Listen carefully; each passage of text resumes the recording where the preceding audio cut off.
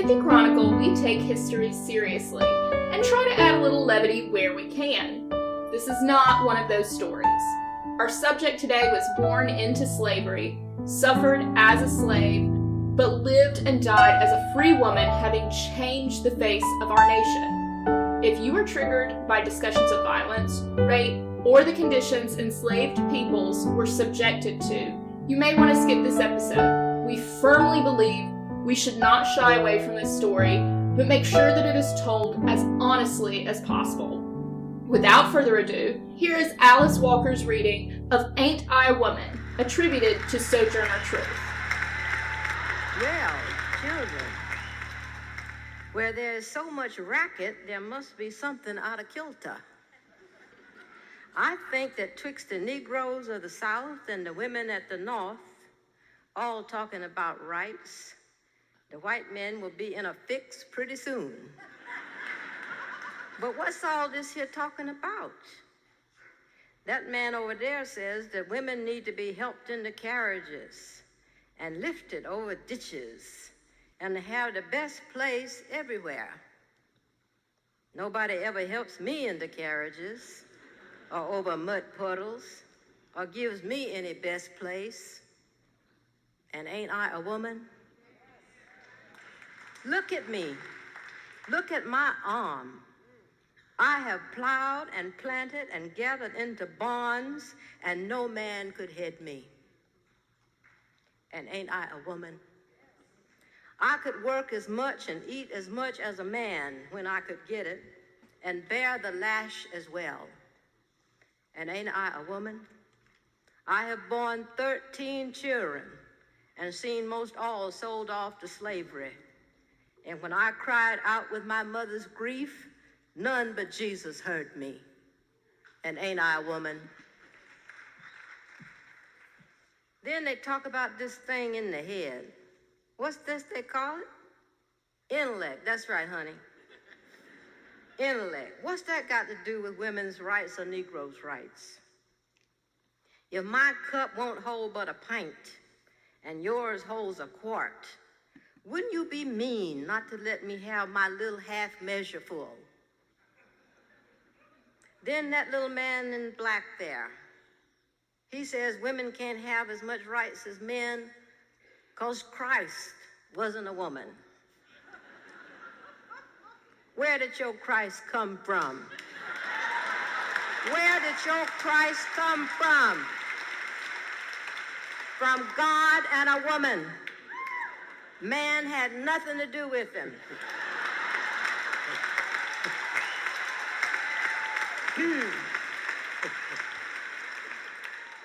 If the first woman God ever made was strong enough to turn the world upside down all alone, these women together ought to be able to turn it back and get it right side up again.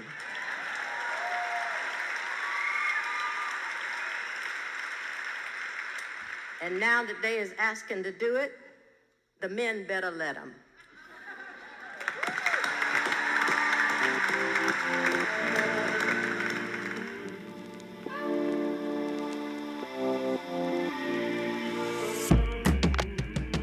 Hey y'all, I'm Erica. And I'm Caroline. And today we're bringing you another episode of the Pithy Chronicle, History with a Bite. Our historical retellings are guaranteed to entertain. We are here to prove that history is just another reality show, except this melodrama is unscripted. So let's open up the book and jump in. In the time it takes you to drive to work, we promise to fascinate, surprise, and enlighten you. All you have to do is listen. Are you hungry yet?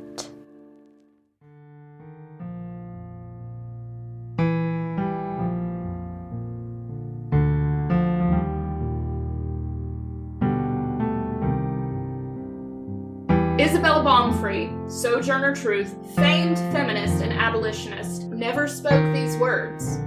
This is her story. I want to dive in exactly where I left off. Isabella Baumfree, Sojourner Truth, did speak at the Women's Convention in Akron, Ohio in 1851. But the speech she delivered was not the one you just heard. This version was written by Frances Dana Barker Gage in Southern slave dialect. But Gage was a white woman. Sojourner was enslaved, but she was born into enslavement into Swartkill, New York. She was owned by a Dutch family and spoke Dutch exclusively until she was around 9 or 10 years old. Despite being an activist and abolitionist herself, Frances Gage, I can't even say plagiarized because it's so different, rewrote the speech to the minstrel-like oration that was read in the beginning. Caroline, would you read the version by Marcus Robinson, who attended the convention and worked with Truth? This is the speech as he transcribed it in the June 21st, 1851 issue of the Anti-Slavery Bugle. I would be honored. One of the most unique and interesting speeches of the convention was made by Sojourner Truth, an emancipated slave.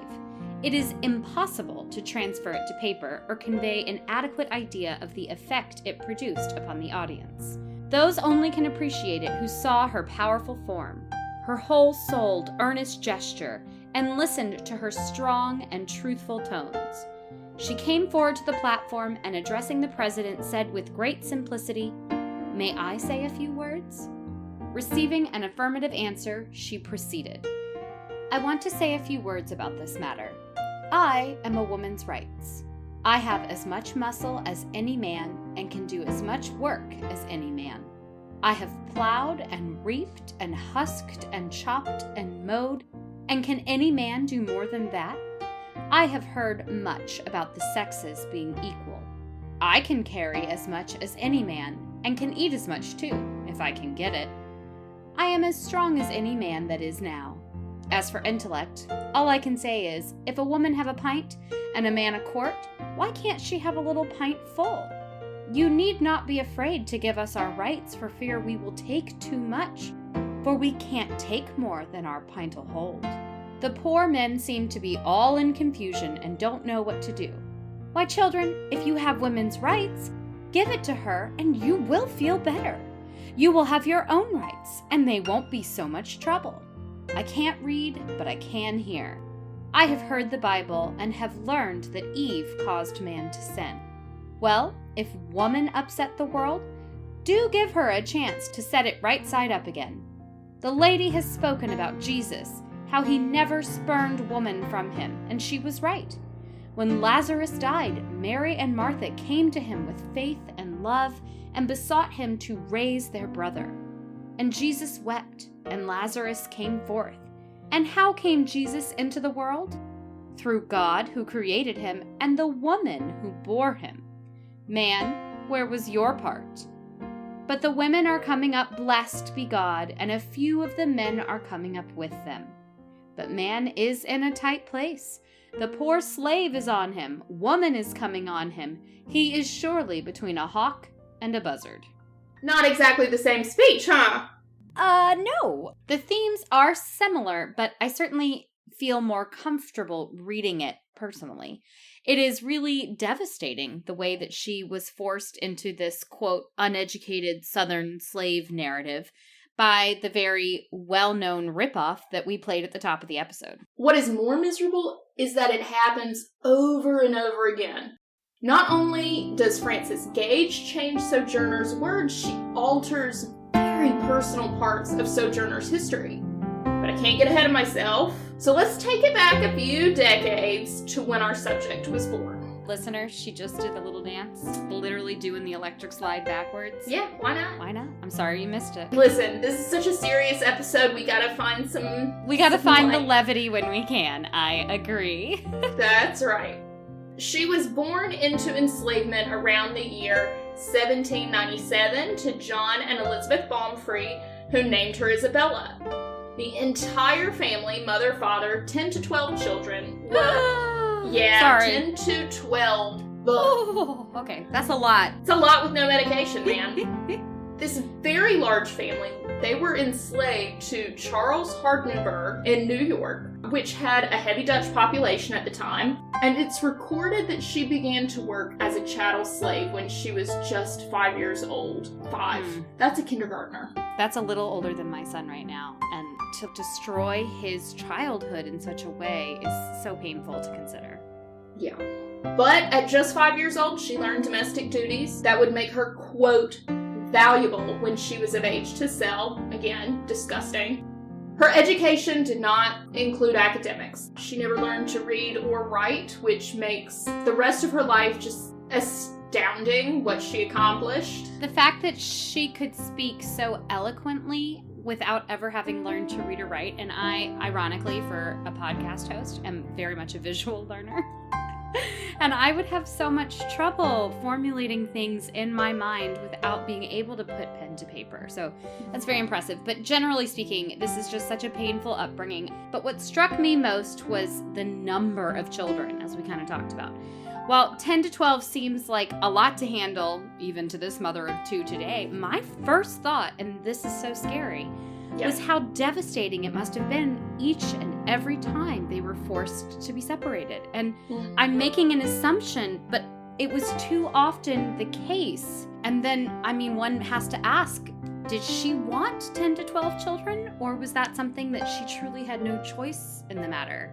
Speaking of the separation that comes along with that, because I just feel like we gotta move on. Okay. But when their owner at the time died, little Sojourner was separated from her parents. Her siblings had long since been sold off, and when she was sold, it was to a farmer by the name of John Neely. He, along with the rest of the family, beat her severely. Oh, God. Yeah, her father visited and was so upset by her injuries that he arranged for her to be sold to an innkeeper. I did not realize that was an option, but as a parent, I can't begin to imagine his pain, and it's horrifying to think that the best thing you can do for this child who is being abused is to broker a sale to a new family. That whole situation just feels, I don't think feels is the right word, it is inhumane. No one should ever have had to do this, and no one ever should have to again. Unfortunately, the worst is yet to come. Oh, Erica. Oh, gosh. I know that we promised an impactful and powerful story. We both believe it's essential to present the raw facts, and these are raw, there is no sugarcoating it. But it is never easy to hear accounts like this, no matter how essential it is. Yeah, and somehow it's always me. It is right? always you. It's You always do seem me. to pick the tough ones, the emotional grippers. I know. I personally really like the more scandalous side, but you go for the real meat, which is great. Someone has to do it. Well, Better you than me. Anyway. So this change started a chain of events that led to a really, really dark period in her life. And I know we warned you at the beginning of the episode, but this is the most graphic section of the story. With knowing what lies ahead, here we go. After being bought and sold about 3 times, she ended up at John Dumont's property. He was a married family man, very prosperous and prominent in his community. Sojourner was a, quote, prize investment for him. Yeah. He would frequently brag about how she would outwork the other slaves in his purview, even though she was a female and only a teenager. His attentions began to change from farm work to that of a sexual nature. He forced and non-consensually began sexual encounters with her when she was just a girl. This was rape, simply put. Definitely. Yeah, but she did not see that at the time. Oh, God. She later admits to being uneducated about what was going on. And what is worse is that when she fell pregnant, she was expected to nurse John's legitimate white children at the expense of her own. Unbelievable. There are many thoughts roaming through my head, but my biggest question is, how could a man do that to his own child? Illegitimate or not, he knows that's his kid. You know what? I don't want to answer the question. I don't want to give him an out. There is no out. Moving on. Opinions. Exactly. So this practice, as well as his repeated sexual abuse, continued into her marriage to an older enslaved man. She ultimately bore 5 children, but it's not documented who the father of those children was. I can only hope that at least some of them were born of love between her and her husband. I have no words, only anger. Yeah. Yep. That's all I got. Yeah. New York began some emancipation laws, so that's at least decent. And Sojourner really believed John would free her according to the laws, quote, should she be well and faithful. I can see why she might have thought that, as she said previously that she had a misunderstanding about what was happening to her, that she did not necessarily realize that it was rape. But no, this guy is absolute trash. I don't think there's any way on earth that he would free her, because he's literally having his cake and eating it too. I mean, what a piece of trash. He is getting to use her for free labor, still brag about it to everyone, all while this is going on. You know, there's significant tensions between him and his wife, because his wife is jealous of this enslaved woman. This woman is probably taking it out on poor Sojourner. In truth, she is. He's trash. Did he free her? No. He is trash. Of course He did not give her freedom, citing a, quote, change of heart. What heart? What freaking heart? Naturally, Sojourner was not pleased. Understatement. She wanted to comport herself with dignity, though. I love that. Yeah. What a strong and amazing woman. To have been treated without dignity for so long, but to still have the confidence in oneself and the pride in one's humanity to say, I will be dignified, despite what all of these other people are doing, that's brilliant and so rare. Yeah, because she did not want to bring shame on her person. Like she could at this point. Come on. Yeah. She says it best herself. Quote, I did not run off, for I thought that wicked. But I walked off, believing that to be all right. Unquote. Oh, okay. She walked away. I love it. Gosh, she's so great, because she was like, if I run, it shows I'm doing something wrong. But if I walk and hold my head high, I am in the right. Mm-hmm. That's brilliant. That's showing she was understanding these slight differentiations for a, quote, uneducated woman. Brilliant. Unfortunately, she walked away with only her infant daughter. Oh. She had to leave her other children behind. Oh, no. This was it. This was her moment, and she deserved it, darn it. And now you ruin it by saying that even though she left, she was probably miserable because she's leaving behind all of her other babies. Oh. I get it. You're upset. There is no justice in this. There will be. Some. But this is at least decent. So could you read this part for me, please? According to an article from History.com, Isabella made her way to New Paltz, New York, where she and her daughter were taken in as free people by Isaac and Maria Van Wagenen. Yes, thank you, Van Wagenens. Thank you. When Dumont came home to reclaim his quote-unquote property, the Van Wagenens offered to buy Isabella's services from him for $20 until the New York anti-slavery law emancipating all enslaved people took effect in 1827. Dumont agreed. It is ridiculous that they are having to buy her.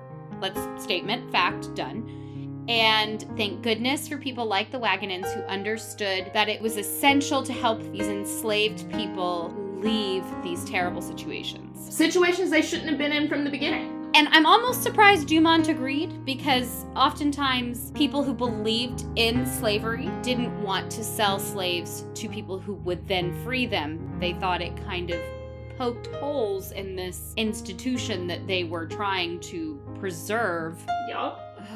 I'm surprised he agreed. But also, he's trash. He's trash. He's trash, and he saw that $20. And he's still got $20. And I didn't look up what that is in inflation. I'll look it up real quick. But I'm sure it's not $20. $100. Okay, $100. That's actually not as much as I would have thought. And you know what? Damn it, she's worth more. But whatever. $100. Yeah. That's awful. This is when she chose her own name. Quote, my name was Isabella, but when I left the house of bondage, I left everything behind.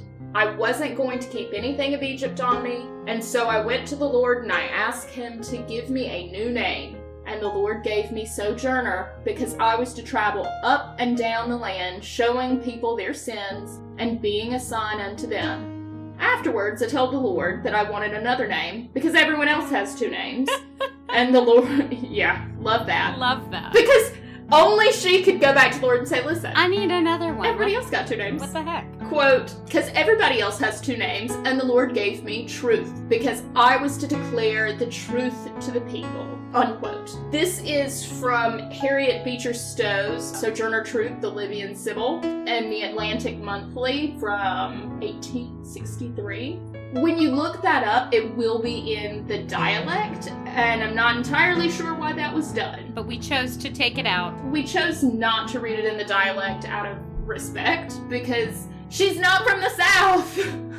Unlike us, ironically. Yeah, unlike us, ironically. So I had always wondered about the name. I went to Target today and I passed by these really cute baby onesies and children's shirts that had Sojourner written on them. And I thought, how apropos. Mm-hmm. I was really excited about it. But I'd always wondered where the name came from because I had rather assumed it wasn't her given name. And so I'm very excited that she chose not to accept the name she was given. And instead she just took what she deserved. It feels like maybe she's finally living her life for her. And gosh darn it, she deserves it. Exactly. We're about to get in the next phase of Sojourner's life, and it's another roller coaster, so buckle up. Yeah, I know, I'm sorry. But I'm going to have you read what happens next. Okay. Sometime before she left, her owner sold off her youngest son, Peter, to a man named Dr. Gedney. Doctor of what? Gedney took Peter to New York City with the intention of going to England. But Peter was only 5 years old. Gotta warn a girl. Peter was only 5 years old, and Gedney found him too young to suit his needs. Believe it or not. A 5-year-old, not capable. Oh, this is awful. He therefore sold Peter to his brother Solomon Gedney, who turned around and sold Peter to his brother-in-law Fowler Gedney in Alabama. Oh no. Oh, that's not good. Don't want to go to Alabama. Oh no. Oh no, it is not. It is not good. It meant that Peter was no longer eligible for the new emancipation laws, despite being born and raised in New York. Not raised. This is a 5-year-old child. Yep. He didn't even have the opportunity to be raised. He was relegated to being a slave for the rest of his life with no hope of freedom. Erica, can you see the steam coming from my ears? It's coming out from the sides, yeah. I am on fire. And to listen to him just being bounced around from owner to owner with absolutely no qualms about the idea of owning a person, much less a young child. Nope, I do not understand. He just needs a hug. Give this child a hug and a chocolate milk. He needs it. He deserves it. He deserves it. Anyway, our heroine did not take this action sitting down. Oh, thank God. Oh. Yeah. I'm going to read Black in Education's Danita Smith's research on this portion of Sojourner's life because where the work is done right and done well, there's no need to improve upon it. The link is in the show notes. Please check them out. They were an amazing resource for this episode. It was incredible. Without further ado, Sojourner initially got help from a group of Quakers who instructed her to go down to the courthouse and to present her case to the grand jury. She prayed to God and asked that God help her. Armed with that faith, she set out for the courthouse. She had never been inside a courthouse before and did not know what a grand jury really was. Once she found the right room, she presented her case in such a convincing manner that one of the jurors asked her to step into a room. There she was asked to restate her case and to swear that the child was actually hers.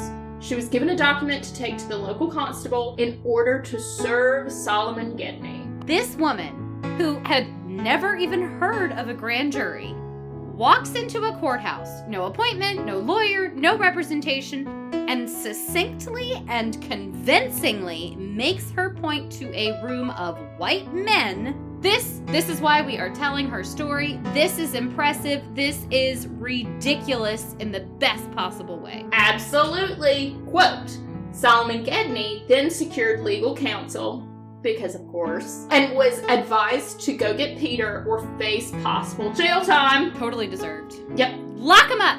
Lock him up. Gedney left for Alabama, and months passed before he returned with Peter. Okay, well, that's less amazing. He just took him despite this. Yeah. When he did return, he claimed Peter as his enslaved property, and Sojourner was told that she would have to wait another several months before the matter could be addressed in court. Sojourner did not believe that she should have to wait. Yes.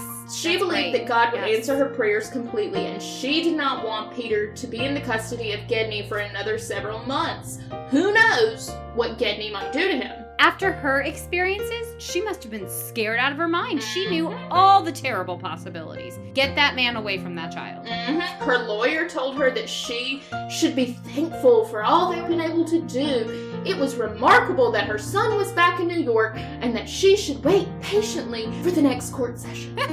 Yeah, right. Yep, Sojourner was not satisfied. I was about to say, it's like he hadn't met her. Almost. Sojourner was not satisfied. She walked around town wondering what she could do when a stranger who knew of her case approached her. He told her to go see a lawyer named Demain, who would certainly help her if she insisted.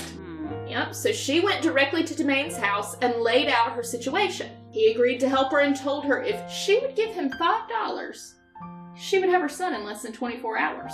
Demain was going to hire a man who, quote, specialized in getting things done, and he needed $5 to pay him. As nice as that sounds, it feels real sketch. Yeah, real sketch. This is sketchier than sketch. $5 and then I can just produce your kid after...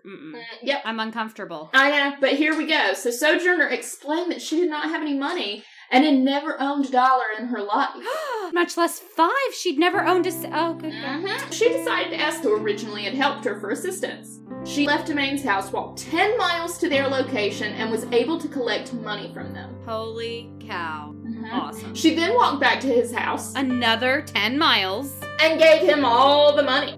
She collected a sum greater than $5. People wondered why she didn't keep some of the money for herself because she was poor, but she said she only wanted her son, not the money, and she figured that if $5 would get him, more than that would surely get him. Okay. She now had to wait. After about 24 hours, Demain came to get Sojourner to tell her that her son had indeed been obtained and was down at the courthouse, but that he was denying that he had any family or a mother in this place. She had to go identify him. Why would he deny having a mother? You never know what he was told about his family. Yeah, true. Maybe he was told that they had died or had run away, or who knows. Maybe. Okay.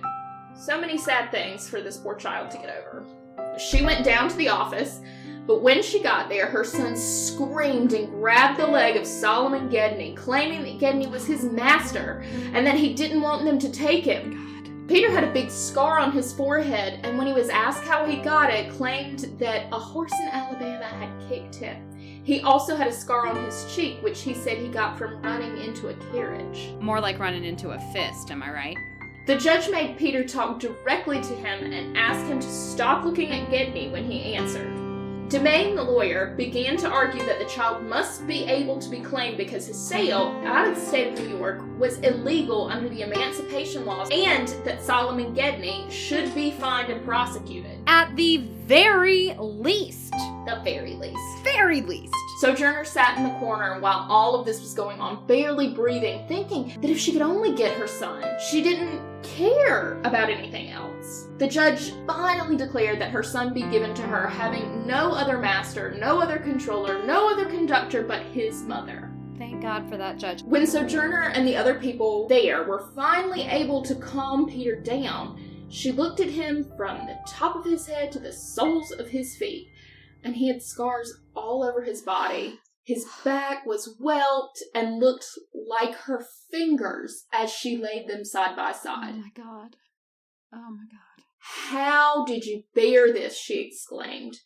Peter had said the scars were from the man in Alabama who had kicked, beaten, and whipped him.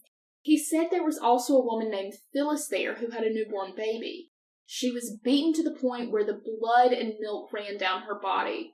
Sojourner was horrified. She couldn't believe her son was with such an abusive man.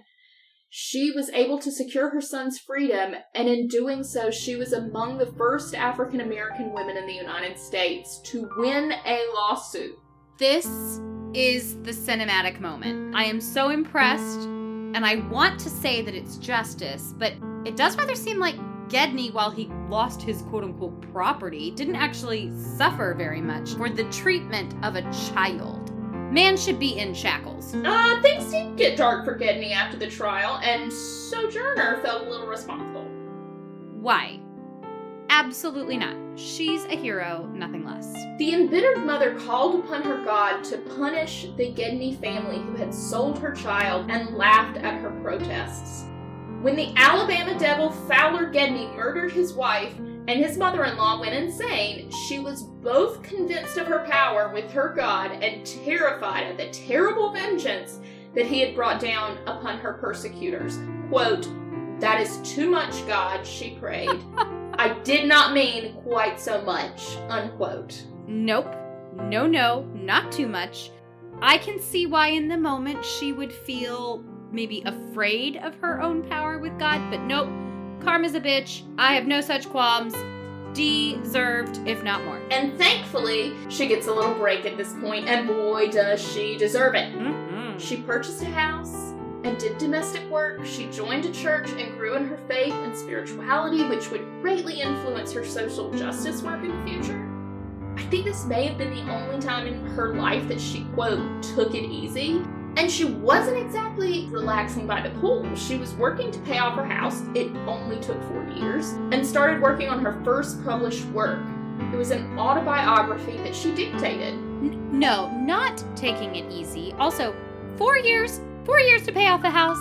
Man, things have changed. Side note. Back to the story. I am concerned, Erica, that you are lulling me into a false sense of security. It just feels a bit too happily ever after for one of your episodes, if you know what I mean. So, just tell me she doesn't die. I mean, not yet. Not yet, and she certainly was not finished. And like our previous episodes, I can safely say she did not have a fall from grace. She only became more spectacular as her life continued. Well, that's pretty exciting. Getting better with age, like a fine wine. She's like a rare vintage, that. I want to get better with age. I do too.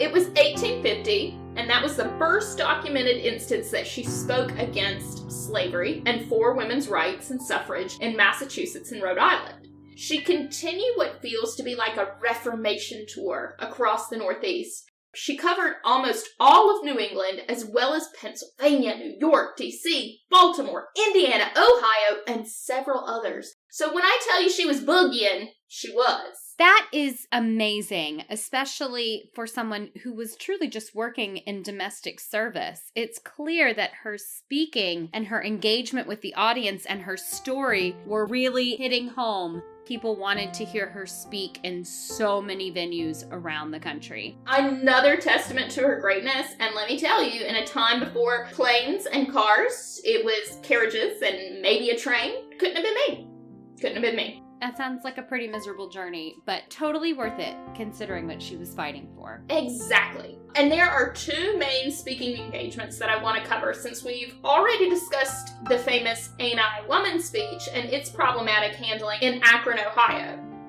The instances in question are both anti-slavery meetings. The first in 1852 in Salem, Ohio, and the second 6 years later in Silver Lake, Indiana. Sojourner was incredibly anti-violent in her beliefs. Her faith made her immensely kind and forgiving and a truly admirable person who believed to her very bones that violence to achieve the right she so painfully earned for and deserved was not an appropriate action. I think anyone that heard her say God had done too much against the Gedney family knows that she is an incredibly kind and forgiving person, because no ma'am. Couldn't have been me. So, like most reformations, there are usually those who do see violence as a reasonable means to an end. However, Sojourner was firmly against this idea. I can certainly understand why she would hate even the idea of violence, no matter how heroic the cause. The violence that she herself endured, and of course that of her children, as we saw with Peter, it would make anyone feel the mental cost of physical violence, much less the physical toll. So it makes perfect sense that this kind, forgiving hero would say, no, we won't do that to others. She is above the rest of us. Oh yes, so above. In Salem, Frederick Douglass, famed abolitionist, was speaking in a hall. Now, it's not clear to me if Sojourner was a spectator or a speaker at this particular meeting, but as fate had it, she was there. And boy, howdy was she there. When Frederick began to fan the flames of violence to achieve equality, our heroine had no problem calling him out in front of everyone. No, she did not. She called out Frederick Douglass. What did she say? Is God dead, Frederick? Iconic. This woman is iconic. Her statement is succinct, to the point, and frankly, it's very pithy of her. Very pithy. And listen, if someone interrupted me with such a searing question, I would have sat my butt down.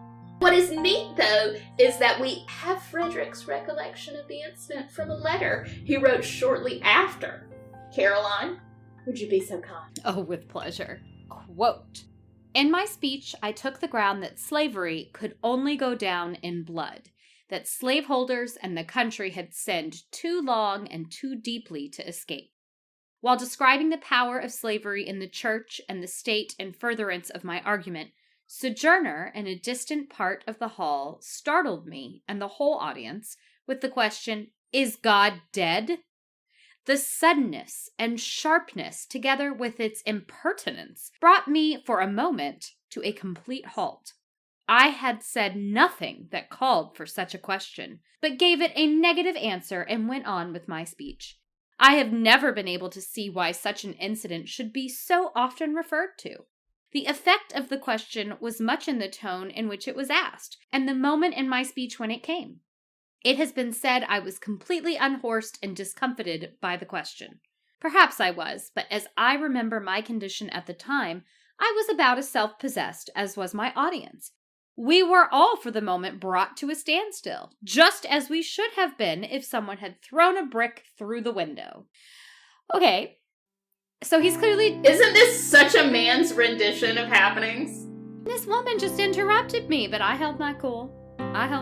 Sure you did. He's clearly downplaying it. I mean, the fact that it was being brought up a lot, that's never good. And it's 2022. I mean, yeah, we are still talking... Sorry, Frederick Douglass.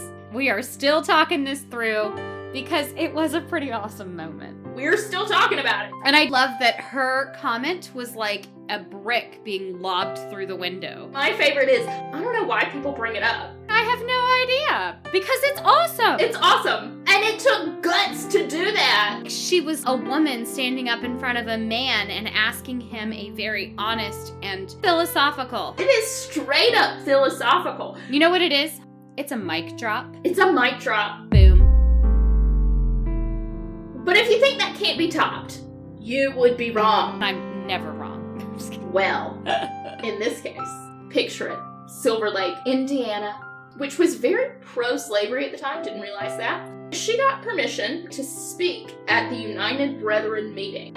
Of course, there was a mob there, led by a local doctor, because why not? And men acting like 12-year-old boys who were just terrible decide to take a vote. A vote? On what? Whether or not she was really a woman. What? Well, that's just... What? Do they have nothing better to do? What a waste of their own damn time. Yep, she was too tall and her voice too low to be a woman. So obviously she was a man in disguise, according to their logic. Oh, obviously, yeah, okay. So they're claiming that she was too well-spoken and too impressive to actually be a woman. So they've decided to claim her as a man rather than accept the fact that women could be capable and persuasive. I got it. Ridiculous, but I see their insecure logic. I really hope she thrashed him. I wish she would have too, but that's not the case. You know, our Sojourner is nonviolent. Oh, that's fair. Good point. So the doctor went a step further and demanded a vote on the matter. Oh, God, no. Very elementary This is school. Unacceptable. I mean, it does not seem that he had two pieces of paper to rub together. No, clearly not. No. The overwhelming majority participated and voted that she was a man. I'm speechless. What the hell? And she didn't take this mess sitting down. Because although she is anti-violence, she is not passive. She ripped open her dress, shouting above the tumult, "My breasts have suckled many a white baby when they should have been suckling my own.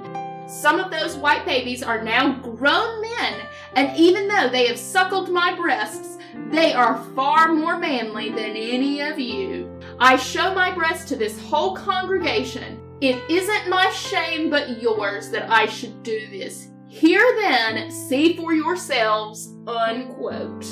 Holy crap. I am impressed. I am awed. I am slightly overwhelmed. Damn it, yes! Yes, 100% absolutely amazing. She was serious, and she just kicked their little butts. And called them babies. Love it. Called them out as babies is what they were. They were trying Good to for her. belittle her, and she spun that right back around and made them feel like the morons. Totally flipped the power dynamic. She flipped the power dynamic. She continued her speaking engagement up until 2 years before her death. Ooh. She was one of the first former enslaved women to visit the White House. She met both President Lincoln and President Grant because of her work as an abolitionist and a women's rights advocate.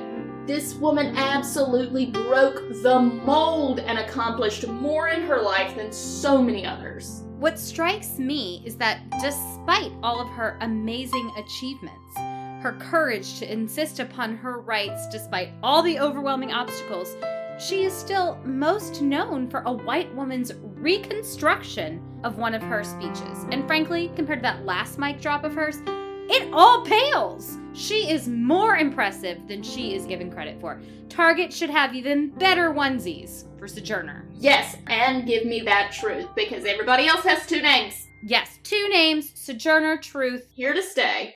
Before this episode, I too had only ever heard of what we now understand to be this reconstruction of Ain't I a Woman, and it upsets me that I only knew of her based on the assumptions I had made from that speech. Her life was so much more extraordinary than that, so much more difficult than that, and she contributed so much more beyond that speech. She deserves a metaphorical standing ovation to say how much we adore this woman and everything that she stands for. Sojourner Truth is a monolith in the world of social justice and reform. She deserves a place in the pantheon with Frederick Douglass and Martin Luther King Jr. She laid the foundations of the first wave of feminism, women's suffrage, abolition, and paved the way for African Americans to have a voice in the justice system. While so many of these things are still works in progress, she was the one who helped ignite them into existence. There's something I've been thinking about throughout this episode when you say that she deserves a place right alongside Martin Luther King Jr. and Frederick Douglass, which I wholeheartedly agree with. And I'm wondering why we have only heard this speech that isn't about abolition. It's actually just about women's rights in many ways. Her message has been altered. It's been simplified. I've done some research on suffragettes in the past, and they often struggled to convey their message because they were told they had to be concise and only have one clear point. They weren't allowed to be suffragettes and abolitionists. They weren't allowed to be suffragettes and this side or that side of politics. For women to get their voice across, they had to have such a concise and clear message that it took away all of the extra. And I'm wondering, in a very non-pithy manner, I do apologize, this is quite verbose, but I'm wondering if the reason we don't hear about her as much is because she focused on women's suffrage and abolition. And while those are both essential things that today we know are not only rights, but just common sense, at the time, you would often find someone who was absolutely an abolitionist, but not for female rights. Or you'd find someone who was for female rights and was not for abolition. And while that is horrifying today, it really was true then. And so I'm wondering if, because she espoused both beliefs so fully and with such force and with no apologies for who she was, she isn't put in the same place, or she wasn't given the same place in her day, because her message was just too much, too soon. Well, I have a very pithy retort for that. Are you ready? Oh, thank God, because mine was not pithy. A man cannot serve two masters, but we are women. If the first woman God ever made was strong enough to turn the world upside down all alone, these women together ought to be able to turn it back and get it right side up again. And that, my friends, is that. Join us later for a little look into Sojourner's second infamous lawsuit. Murder, slander, and cults are just beyond the horizon. Until next week, I'm Erica. And I'm Caroline, and we are Awed by Sojourner and Pithily Yours.